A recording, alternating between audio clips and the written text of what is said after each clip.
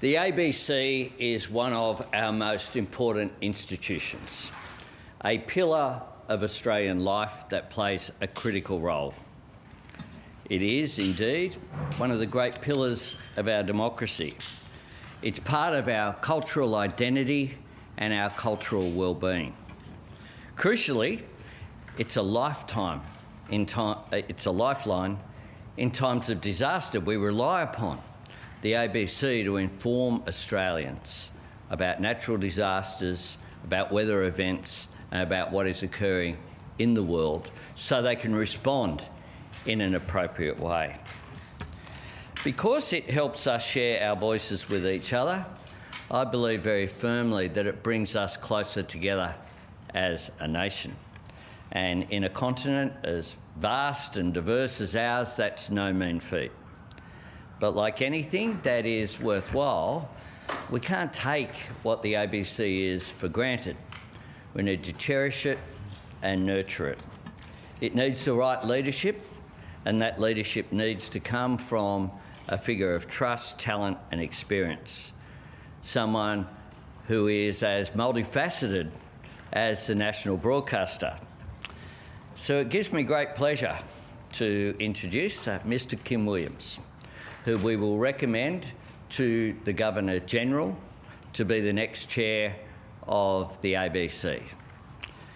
Can I begin also by saying I've spoken with Ita Buttrose, the current chair, who finishes up her position soon.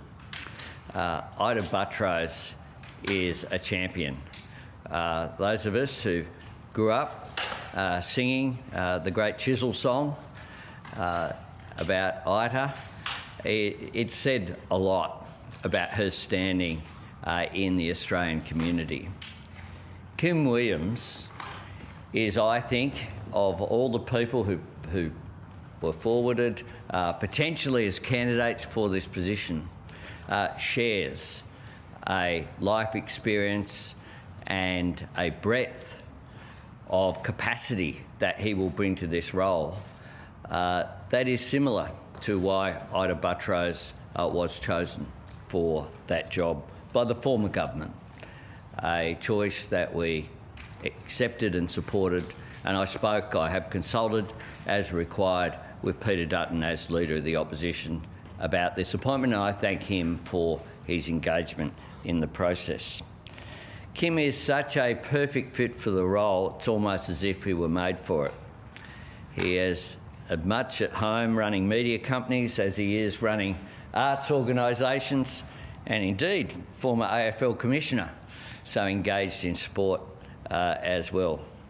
There aren't too many Australians I can think of who have both studied composition in Italy and been an AFL Commissioner. Kim is a true Renaissance man. The breadth of his experience is matched by its depth, and his intellect, his energy, and his insatiable curiosity of all men, that he's been able to devote himself to a great diversity of passions.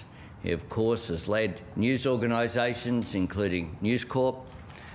He has been involved in sporting organisations, but many, many arts organisations, including those engaged in music and the theatre.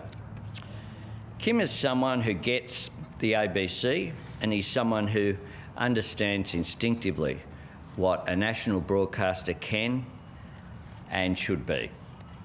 And I congratulate him on this decision that was made by the Cabinet yesterday. I thought it was appropriate to, as soon as possible, to avoid. I've been reading some speculation. I haven't seen the obvious choice mentioned in speculation up to this point, but I thank as well the Minister for her engagement in this, and we'll hear from the Minister, and then I'll ask Kim to say a few words, and then we're happy to take some questions. Thank you, Prime Minister. The ABC is a trusted media voice and one of our most important cultural institutions. It entertains and informs millions. It brings Australians together with the stories that matter. and it connects communities with timely information when they need it most. The ABC belongs to all Australians and needs strong leadership to deliver on its charter obligations, to innovate services across news, current affairs and entertainment, education, international broadcasting, as well as promoting the musical, dramatic and performing arts in Australia. That's why Kim Williams is a natural fit for the ABC and why his appointment is being recommended to the Governor-General. Mr Williams has a breadth and depth of experience that spans the ABC's full remit. He will bring strong leadership and focus to the ABC board.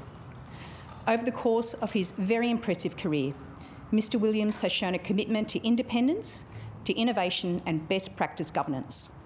He is committed to the cultural life of the nation. He understands the value of rigorous quality news and public interest journalism. His corporate and board acumen is extensive. I want to acknowledge the work of the independent nomination panel, which has been supported by my department in conducting the merit-based selection process in accordance with the ABC Act, under which Mr Williams was nominated for appointment. And finally, I pay tribute to the outgoing chairperson, Ms Ita Buttrose. Ms Buttrose is a giant of the media and business worlds. She has shown steady leadership for 5 years. She's maintained a strong defence of the ABC's independence. She was the right chair for the right time, and we wish her well in all her future endeavours. Kim. Thank you, Prime Minister. Thank you, Minister. The role of Chair of the ABC is clearly a solemn responsibility. It's one which is guided by the Charter and obviously has a responsibility to work with colleagues on the board of the ABC to give life and personality to that Charter. The Charter is often invoked but rarely read, and the Charter is a refreshingly broad statement as to the responsibilities. It speaks to the cultural diversity of Australia. It speaks to the responsibility to national identity in the process of informing and entertaining the nation.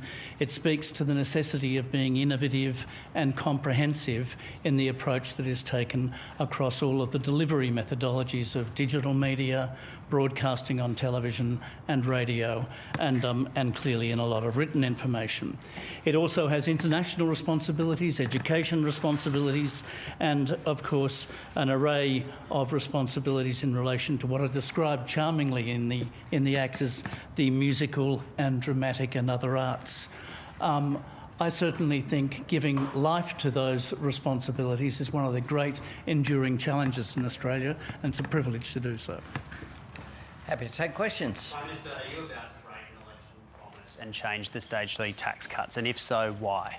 Well, I'll be taking a proposal on economic policy to the party room this afternoon. This proposal will be all about supporting Middle Australia. We know that there are cost of living pressures on Middle Australia, and we're determined to follow the Treasury advice to provide assistance to them. When you recommitted to seeing through on your promise on on Stage 3, the tax cuts, you said, "My word is my bond." What is your word worth now to Australian voters? My determination and my job is to get the best outcome for Australians, is to respond to the circumstances which we confront. And we know that there's been considerable coverage about the pressure that is on low and middle income earners, particularly with regard to cost of living. The proposals on economic policy that we will take to the party room this afternoon, and that I will be speaking at the National Press Club. I'm a leader who speaks at the National Press Club and makes myself accountable.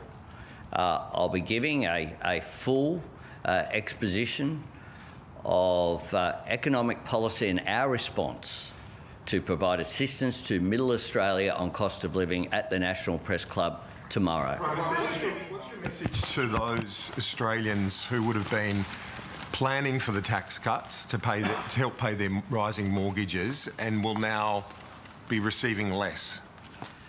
We understand that Australians are under pressure, and we're providing support through the plan that I'll take to the party room this afternoon is focused really concentrating on Middle Australia, and that's the advice that we've received from Treasury. Is there any questions about this, firstly, just in terms of... Sure. Given Ita Buttrose is finishing up her term and given the recent events in terms of ABC staff showing no confidence in David Anderson, do you have confidence in David Anderson and Ita Buttrose? And just on Antoinette Lattouf, do you believe that sharing a post by Human Rights Watch is a sackable offence? And given those leaked messages, do you have any concerns about what that indicates? Firstly, the government has full confidence in the ABC chair and its managing director. Secondly, the matter to which you refer is the subject of a Fair Work hearing. We will not be interfering in that process. We will let that run its course. In terms of what staff have indicated, in terms of diversity concerns and concerns about coverage, do you have any thoughts on that? You've implied that you're not going to answer the question in terms of legal matters, but you must have an opinion on how the national broadcaster is conducting itself. We understand that the current situation, particularly in the Middle East, is deeply concerning to many Australians. We are also well aware that the ABC has been forthright in ensuring that its journalists have support, that it continuously improves itself with regards to support for its workforce, and that all media organisations should seek to foster diversity in all its forms. We asked Mr Williams the ABC's responsibilities in reporting the conflict in Israel, in Gaza. I think at the core of all journalism at the ABC is the imperative of being absolutely verifiably independent, offering at all times true journalistic integrity, and to the extent possible in human affairs, having an aspiration to freedom from bias. Over here, then there. Could I ask, is there any update on the government's position on gambling ads? Do you agree with the Peter Murphy report that gambling ads should be banned rather than just reduced? When it comes to Peter Murphy, I'll say this. She's such a loss to this institution of our national parliament, but also to the people of Dunkley. And I've been to Dunkley a couple of times. It's a fair chance I'll visit a couple of times more in coming weeks. And one of the things that strikes me is the extraordinary integrity and the way in which she was held. And the fact that she sought out Jodie Bellier, who's our candidate for Dunkley, to recruit her to the Labor Party to carry on her legacy is something that I hope occurs on March the 2nd, but that will be a matter for the people of Dunkley.